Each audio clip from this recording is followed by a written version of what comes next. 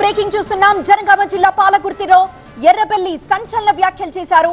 Phone tapping తో అసలు తనకు సంబంధం లేదంటున్నారు ఎర్రబెల్లి. ఫోన్ ట్యాపింగ్ కేసులో తనను ఇరికించారంటున్నారు. నన్ను జైలుకు పంపేందుకు కుట్ర పన్నుతున్నారని, జైలుకు పోతా కానీ పార్టీ మారను అంటున్నారు ఎర్రబెల్లి. ప్రజల కోసం పోరాటం చేస్తే జైలు పోయినా మళ్ళీ బెదిరిస్తారు. నిన్ను ఎలానో ఇరికి పోయడానికి సిద్ధంగా ఉన్నాను. మనం తప్పు చేయలే, 40 ఏళ్ళ నుంచి ఒక మచ్చలేదు, కావాలని బెదిరిస్తూ ఉంటారు. నేనొక్కటే ప్రజలందరి కార్యకర్తలందరికీ విజ్ఞప్తి చేస్తున్న పాలకుర్తి నియోజకవర్గ ప్రజలకు, మళ్ళా ఎన్నికలు వస్తే ఇక్కడి నుంచి పోరాటం చేసేందుకే సిద్ధంగా ఉంటారు. మీరు ఏం పెద్ద ఆధారపడకండి, ఇటు పోతాడు అటు పోతాడు కూడా ప్రచారం చేస్తాను. మళ్ళా టీఆర్ఎస్ పార్టీ బీఆర్ఎస్ పార్టీ అంటే టీఆర్ఎస్ మాత్రమే చూస్తాను అనుకో,